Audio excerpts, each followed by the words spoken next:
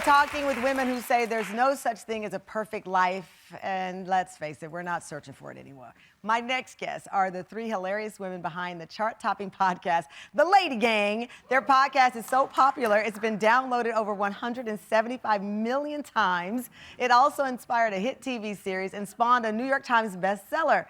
Their less than ladylike, juicy confessional conversations and outtakes on life can leave your jaw on the floor. It is raw, it is silly, it is fun. They have a huge fangirl following. I'm a part of their fangirl following. In their latest book, Lady Secrets, they're exposing stories that they'd never told a soul to lift the shame surrounding secrets women keep and to inspire us to embrace the real, raw, and ridiculous things that make you authentically you. Please welcome the Ladygang, Keltie Knight, Jac Vanek, and Becca Tobin.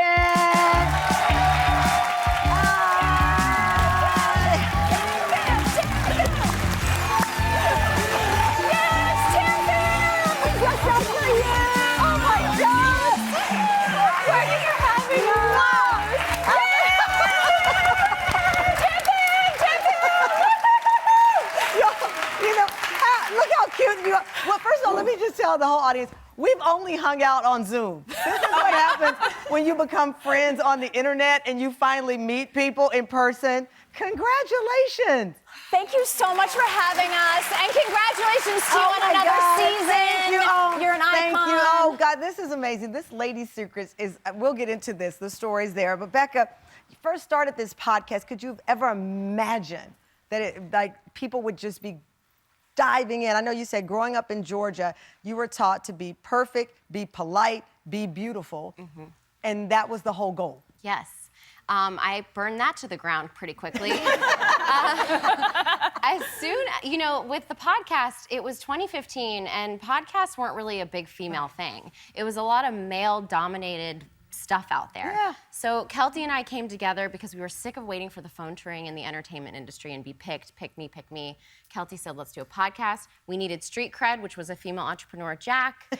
And then we started talking into nowhere and thought no one was listening, and we spilled all of our secrets kind of accidentally, and then we kind of united women everywhere thinking, oh my gosh, that's something I do, and I thought I was alone. And silly stuff, serious stuff, you name it, we have really opened the floodgates. Okay, you guys started telling your secrets. Yeah. Love life secrets, real life secrets, mom secrets, woman secrets.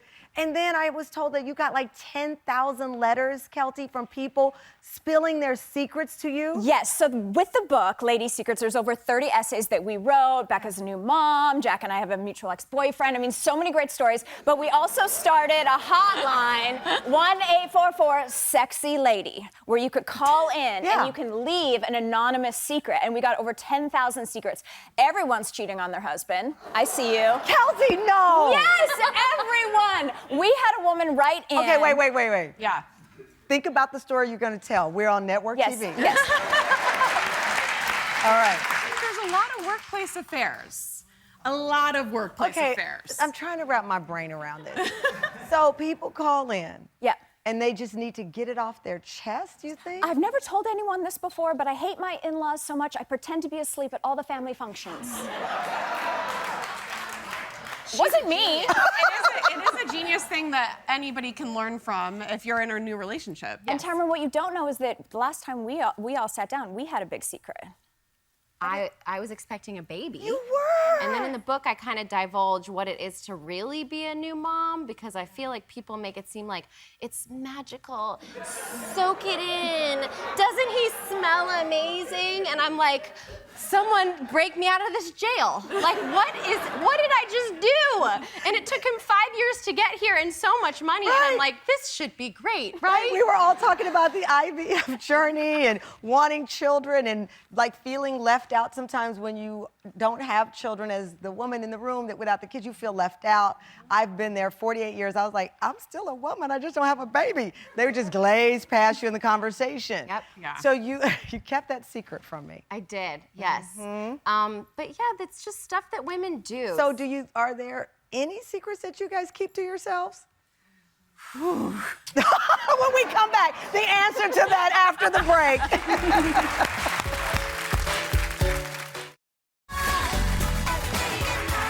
We are back.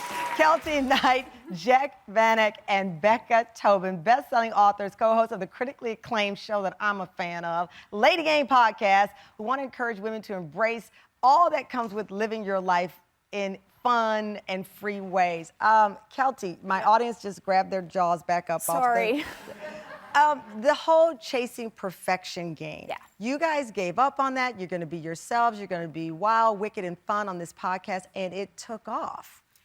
Were you surprised? Because we live in a perfection box. Even with my team, I have to tell them, don't edit out my mistakes. Yes. Leave it. People want to see me as my real self. I grew up with a brother that suffers from mental illness, and so as the child of that family, the only way I could really find love in my life was by being perfect.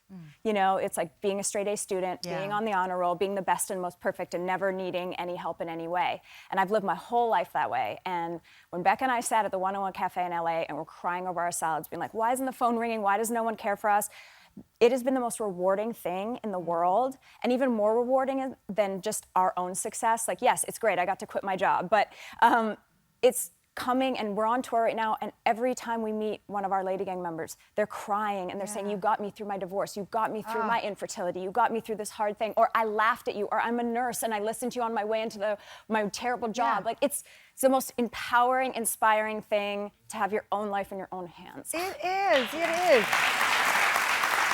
Becca, you have now this global community that you've built of women. I think some are over 32,000 women in your Facebook group. Thousands of them have, as Keltie pointed out, shared their experience. This is not just, you know, in the United States. This is global. What does it say? I mean, are we just really thirsting to be real?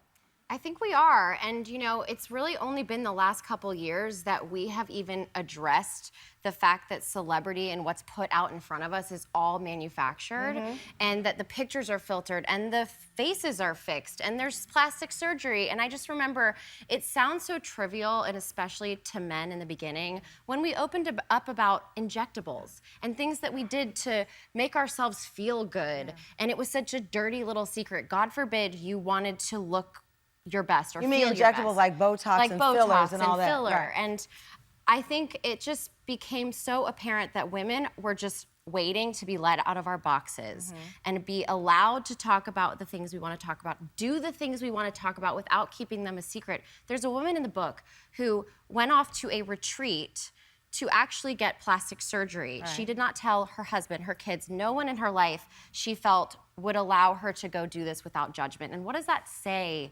about what we hold on to as women? Well, that's what we say on the show, Jac. We've done all kinds of shows. And I tell people, if you leave here feeling judged, it would break my heart.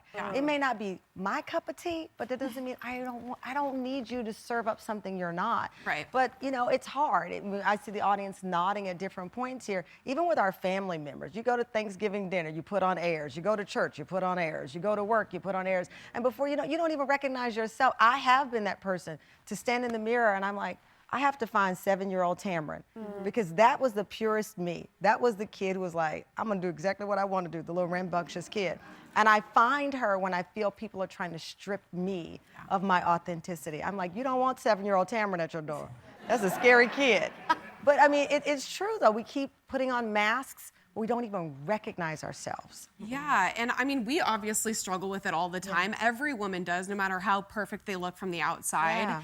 And we're just hoping by sharing a little bit of our messy, disgusting, smelly, embarrassing, vulnerable parts of ourselves that maybe like one other woman could help feel a little bit less alone. And that's why the whole community that we have built has been so amazing, because even if it's not the three of us that are doing it, we have so many women supporting each other all over the world that have never even met each other, except for now at the Ladygang tour, they're meeting each other for the first time. And they're saying, oh, you're the one who did that thing. They're helping. We have groups about infertility, groups about dealing with grief and death, and having golden doodles. And loving The Bachelor. And all that. You know. So tell me real quick, are there any secrets you should keep?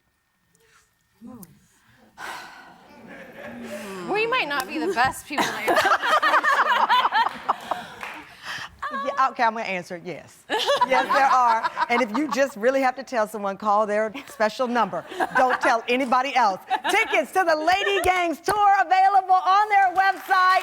Their new book, Lady Secrets available now and everywhere books are sold. Thank you, Keltie, Jac, Becca. I love you guys. Thank you so much. Oh, God. That's so kind.